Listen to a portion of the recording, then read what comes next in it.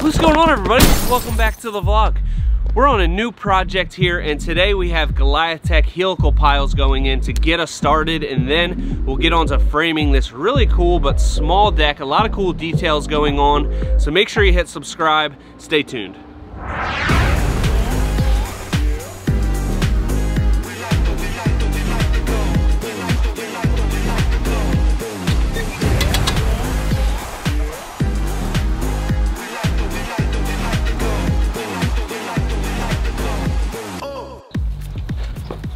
Got our GoliathTech footings installed, and now it's time to frame. We're gonna walk you through this whole thing. It's pretty small. We also have a nice sleeper system going down on the deck here, so we'll walk you through that whole thing. We're gonna bang this out pretty quick, and we'll show you how 5 people can stay efficient on this small job site. You can see we're dealing with a really small backyard here, so we got to get really creative with this design. They have a concrete porch that has a roof over it, so we're going to keep that. We're going to overlay it with the Deckorators sleeper system, and then it'll step down to a larger deck, and that's where all the entertainment space is going to be held. We've got a bar top with 4 stools and a huge built-in bench area for maximum entertainment, baby. Oh yeah! All right, so you saw how fast these helical piles went in. We only have 6 of them here. So we're doing a freestanding deck, so that means we're gonna have beams on both sides and a cantilever, so this thing is completely self-supported. The nice thing about these is the adjustable post base that goes on top of the helical pile. So we can adjust these so they're all the same height, and then it makes it a lot easier when we're cutting our 6x, setting our beam on top of that. We'll get that started, we'll get the beam to the right elevation, and then this frame should go together really quick. So we'll be throwing up joists in no time. Right, so we have this concrete porch here, and we're gonna just go over top of this with Deckorators sleeper system. So this is the mineral-based Eovations technology, completely impenetrable by water and all other kinds of stuff. So it's gonna be a perfect substrate for our deck. We'll get it done in no time. No time. What we're probably gonna do is, we have these 2 fastened down here. We've got it just screwed into the post. We can run a string line across here and determine really what's the furthest point of this concrete, go off of that measurement, and then keep it moving.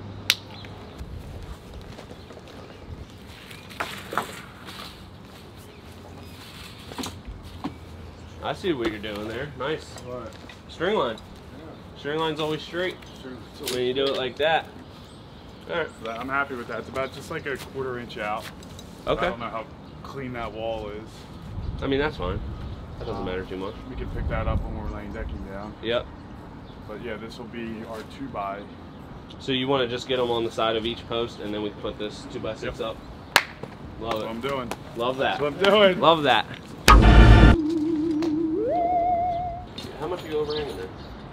Like, you're going all the way to that? Okay. Let me recut. Oh, because of that. I just went to the edge of the slab. The slab was a little bit bigger than the post, so I went 14 feet. That's why it's good to work way ahead of the other person, so that you can make your mistakes ahead of time and get them out of the way.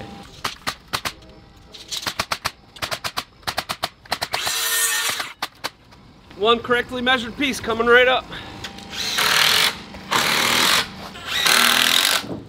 Good job. Yeah, bud. Thanks, man. Now that we have the elevation figured out and this is leveled across, we can go off of that. There's gonna be a 6-inch step from this deck down to our freestanding deck. So what I wanna do, because we have a 2x10 beam and 2x10 joist, that's 19 inches, plus a 6-inch step, I wanna be 25 inches down from this framing to the bottom of our post. So I'm actually like dead on right there.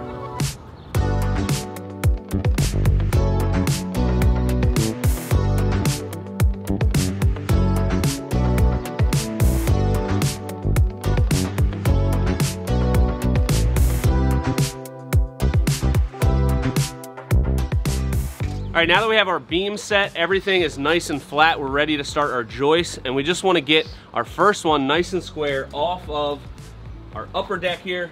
So we've built this out a tiny bit. We've got it flush against this framing. Just gonna throw the square on there. And we just want to square it off of the porch. So we are sitting nice and good. Make a mark here. What you want to do is pick the straightest joist that you can find, and that's going to be your straight line. Make sure it's coming off square here, and we're sitting pretty beautiful. So we just mark that side, and then we can pull layout off of that, and that's where our beam's going to get cut and our first joist is going to start.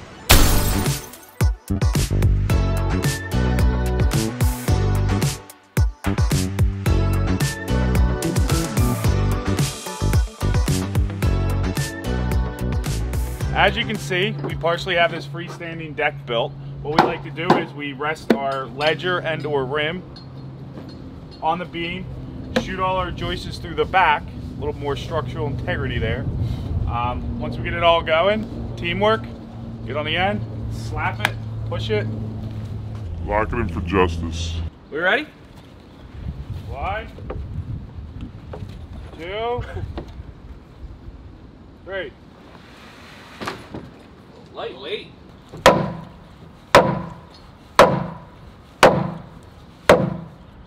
All right, I'm gonna let the young pups run wild on this framing here, get that locked in for justice, and old dog here is gonna work on some schematics for the built-in benches that we're gonna be doing.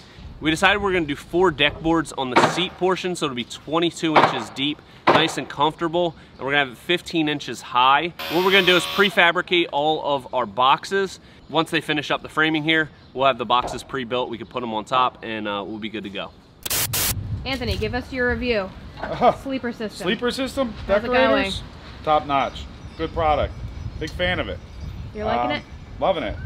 We got a little tricky thing here. So I got the perimeter of this deck pretty much framed out. We're sitting level, pretty good where we transition into the lower deck because you want that step to be the same. But on this concrete porch, I'm kind of like picking a happy medium and trying to keep it flat. I'll run string lines at every joist just to see how well they're running straight. Throw a ton of shims underneath everything, put a few screws in, ready for decking. Sleeper system. Don't sleep on it. That's what I was gonna say that. Now that we've got the dimensions figured out for our bench seating, Catherine is starting to assemble all of those pieces. Yeah, girls can be carpenters too. You bet your bottom dollar they can, and here we go, putting up our rim joist. We want to transfer our layout onto that piece so that we maintain the correct spacing. Now the frame is pretty much complete, so we can start building our benches. And you can see we have those individual pieces that we pre-built, and then we assemble them on top of the deck. We're holding it back off of the edge 3 inches, and that's going to accommodate 2 2x4s stacked on top of each other for our backrest. You can see Tom adding some blocking there to not only receive our field boards, but also to support the bench on that side. And we're starting to put in some 4x6s that are going to be the base of the bar, adding in all of our auxiliary framing here to catch all of our outside trim, which is going to look really nice and clean. Now we have all the frame pretty much buttoned up, so we can install all the deck boards on top of the sleeper system, get that all buttoned up, wait for our framing inspection, and then we can proceed on everything else.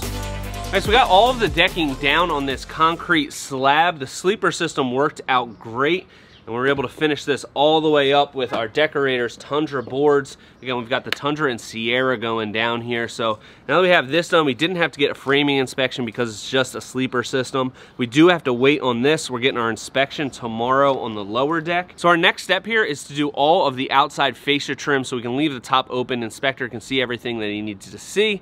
But you're gonna have to wait until the next video to get into all of that detail stuff. So make sure you hit subscribe, and until next time, this is Premier Outdoor Living.